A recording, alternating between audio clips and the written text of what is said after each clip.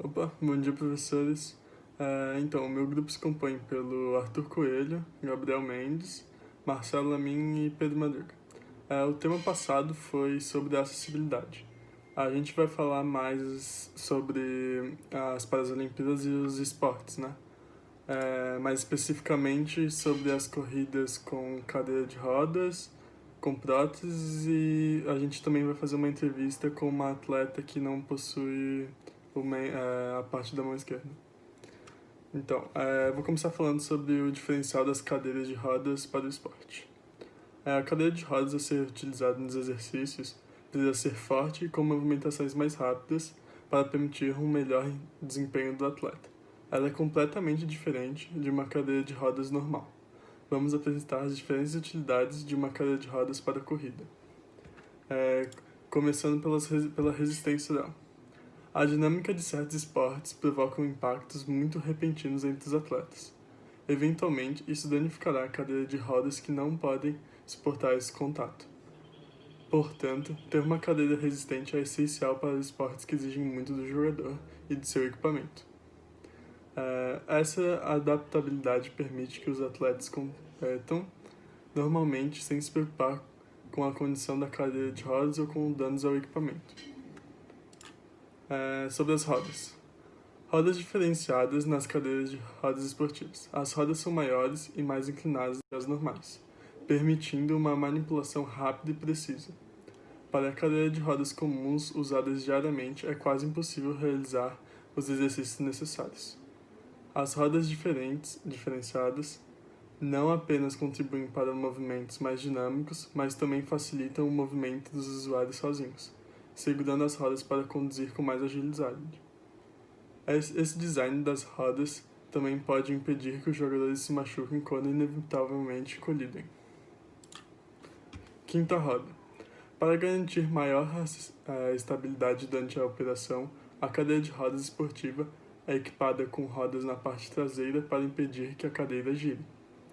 Ajuda a distribuir melhor o peso do jogador, tornando o dispositivo mais seguro e confiável.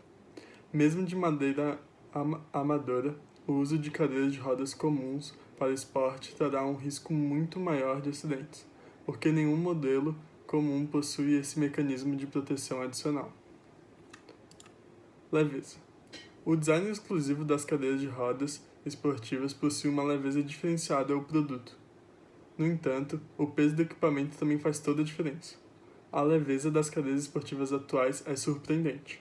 Há 20 anos, elas ainda eram feitas de ferro, muito pesadas e impraticáveis. Hoje eles evoluíram para titânio, um metal resistente que é mais leve que a maioria. Geralmente o peso de uma cadeira de rodas comum é de 15 a 25 kg. Uma cadeira de rodas convencional, leve, pode pesar até 11 kg. No caso do esporte profissional, usam liga de carbono, um material ultra-level e durável. Pode ser utilizada permitindo 8,5 kg de equipamento. Com um material mais leve, possibilita uma agilidade muito maior ao atleta, uma vantagem a mais. Segurança. Cadeiras de rodas diárias são seguras para viagens diárias. Elas podem andar em lugares planos, subir rampas e etc. Cadeiras de rodas esportivas devem ser usadas em estádios, campos esportivos e etc. A segurança é um quesito fundamental para evitar quedas e outros acidentes sérios devido ao equipamento. Nas cadeiras de rodas esportivas, a segurança é muito importante. Para os Jogos Paralímpicos, o assento de cada atleta é personalizado para garantir um bom suporte, capacidade de manobras, conforto e estabilidade. Por exemplo, no rugby, no jogo de rugby é um esporte mais violento. A cadeira de rodas é totalmente em liga metálica, portanto, a cadeira de rodas apresenta boa resistência ao impacto sem perder sua portabilidade, proporcionando velocidade e precisão de movimento. Cadeira de rodas de corrida. A cadeira de rodas de corrida é um pouco diferente de outras cadeiras de rodas esportivas, porque possui formato aerodinâmico e pequenas rodas dianteiras. É um carro de corrida Fórmula 1 na forma de um triciclo. Possui freio de mão, guidão e pinos de direção que permitem girar com rapidez, segurança e precisão. A corrida paraolímpica em cadeira de rodas requer muita força no braço, porque a velocidade é completamente determinada pelo atleta. O sistema só pode se mover diretamente. Cadeira de rodas de corrida profissionais, feitas de alumínio e ligas de carbono, custam mais de US$ 25.000 e podem levar até 3 meses para serem concluídas. Eles utilizam esses materiais pois são mais leves e possuem uma durabilidade maior do que os outros. A opção mais barata é a mais pesada e, portanto, mais difícil de dirigir. As primeiras lâminas foram criadas nos anos 70 pelo inventor americano Van Phillips. Van perdeu uma de suas pernas em um acidente de carro. Isso fez com que ele se motivasse ainda mais em buscar a melhoria para as próteses. Nos anos 90, Van, em vez de copiar a estrutura óssea humana, se inspirou na natureza. Abre aspas, desenvolveu uma prótese bem parecida com a pata do guepardo, espécie de leopardo pequeno, que parece uma foice. Fecha aspas. Agora eu vou falar como funciona as lâminas. As versões mais modernas, elas são construídas com cerca de 80 camadas de fibra de carbono. Cada camada é mais fina que um fio de cabelo. Não contém nenhum tipo de circuito eletrônico ou robótico, nada. O processo ele é puramente mecânico. A cada passo dado pelo corredor, a prótese ela se contrai como uma mola, armazenando energia cinética. Relacionada ao movimento dos corpos e diretamente ligada à massa e à velocidade, quando a lâmina retorna ao formato original, a energia é liberada, impulsionando o atleta. Lâminas versus pernas. A discussão sobre as supostas vantagens e desvantagens do uso das lâminas pelos corredores ela é muito discutida ainda pelos cientistas. Um dos pontos mais críticos envolve o tempo de reposicionamento dos membros, ou seja, o tempo em que o atleta leva para mover a perna de trás para frente. Um atleta de elite, em média, leva 0,37 segundos no movimento, conseguindo reduzir para 0,34 segundos, se forem considerados recordistas. Oscar Pistorius, ele foi um atleta sul-americano que foi o primeiro corredor com lâminas a disputar em competições tradicionais. Levava apenas 0,28 segundos para fazer o mesmo movimento. Isso acontece principalmente por causa do peso. Enquanto a parte inferior de uma perna pesa em torno de 5,7 kg, já as lâminas Flex Foot Cheetah, usadas pelos corredores famosos, pesam apenas 2,4 kg. Agora eu vou falar sobre a fibra de carbono. Como é feita esta fibra de carbono? A principal matéria-prima das fibras de carbono é o polímero de poliacrilonitrila, obtida a partir da polimerização de uma variação do acrílico. A vantagem dessa fonte é a alta concentração de carbono, uma vez que mais de 90% dos átomos no material são justamente desse, que é o carbono. Durante a produção, o polímero é esticado e se torna paralelo ao eixo de fibras, formando uma liga bem rígida, resistente e leve. Mas por que os corredores usam a fibra de carbono? Porque uma das principais vantagens da fibra é que ela tem sobre o aço é a leveza do material. Sem o peso dos metais, as estruturas se tornam mais leves, assim beneficiando eles a ter uma corrida em um tempo mais curto. Ao mesmo tempo que não ocorre a perda de resistência das ligas obtidas a partir da junção de fibras de carbono com epóxis e materiais plásticos. Então, o uso da fibra de carbono ela é justamente para que eles tenham uma melhor performance em corridas. Obrigado.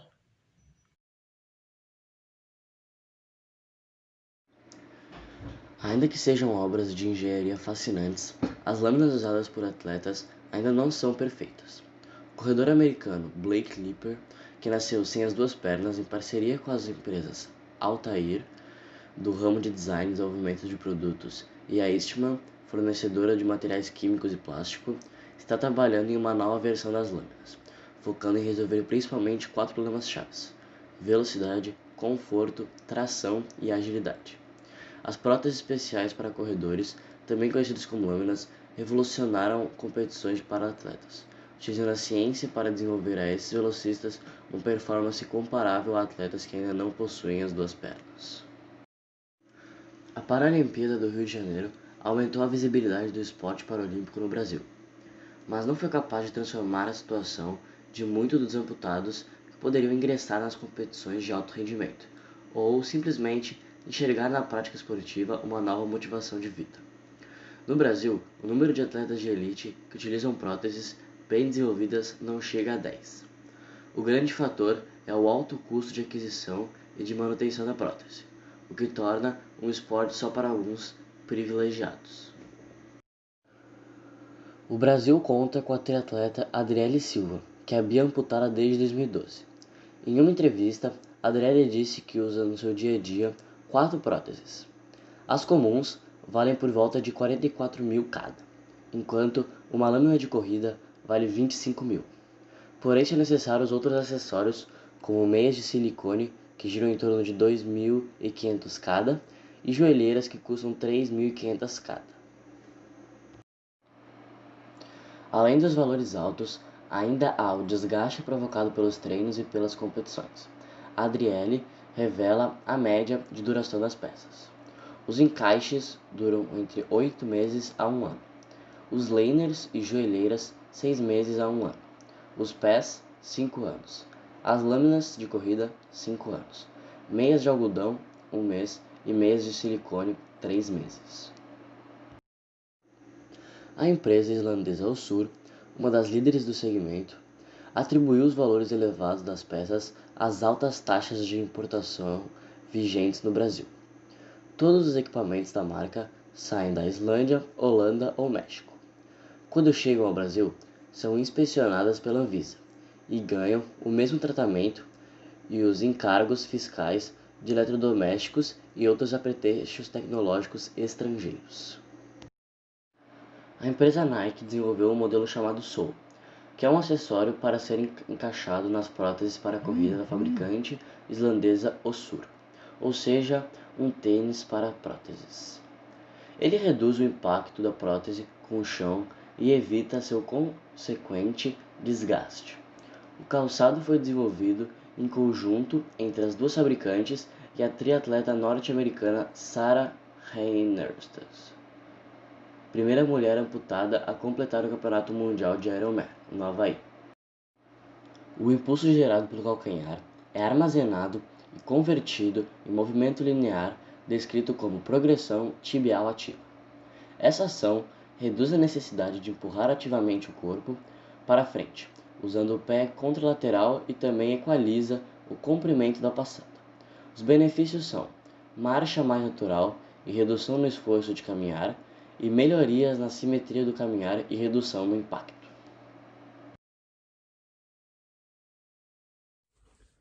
Qual é o seu objetivo no esporte e com quantos anos começou? Eu comecei a nadar quando era bem pequena, junto com as minhas irmãs, para ser independente ao redor da água e evitar algum tipo de acidente. Eu treino todo dia para me classificar cada vez melhor no ranking, tanto mundial como nacional. E um dos meus objetivos é quebrar o recorde brasileiro do 200 medley e do 100 peito. Qual o estilo de natação que você mais gosta? Você se espelha em algum atleta? Os mais fortes na natação são o peito e o borbo, mas eu também nado medley. Dos atletas paralímpicos que eu admiro, da minha classe, que é S9, é a Sophie Pascoe, que é recordista mundial, e a Sarai Gascon, que tem uma deficiência igual à minha. Você enfrentou alguma dificuldade no esporte? Em relação à minha deficiência, eu acredito que eu nunca apresentei nenhuma dificuldade. Eu sempre acreditei que é uma questão de adaptação e não de superação. Por exemplo, eu posso amarrar o cadarço de um jeito totalmente diferente e cortar a carne também, mas eu continuo tão independente como qualquer outra pessoa. Mas se alguma situação precisasse de ajuda, sempre teve alguém que me ajudou. Uma coisa que eu percebo no movimento paralímpico é que o pessoal sempre se ajuda e se apoia. Por exemplo, quando eu fui pro camping, tinha uma guria com a mesma deficiência que a minha e eu ainda não sabia amarrar o cadarço. E essa guria achou um absurdo que eu não sabia amarrar o cadarço e ela fez questão de me ensinar. Ninguém gosta de ser visto como coitadinho ou com pena, sabe? Pela nossa deficiência. E principalmente os atletas. A gente se esforça todo dia indo pro treino, na maioria das vezes com a mesma intensidade que um atleta convencional e às vezes não recebe o mesmo reconhecimento. Ou, por exemplo, eu já cheguei a fazer uma entrevista que a reportagem eles transformaram numa coisa totalmente sentimental, como superação, ao invés de focar no que eu tinha conquistado. Eu acredito que o movimento paralímpico já passou da fase em que ele deixou de ser apenas um movimento de inclusão para um movimento profissional, tanto como olímpico.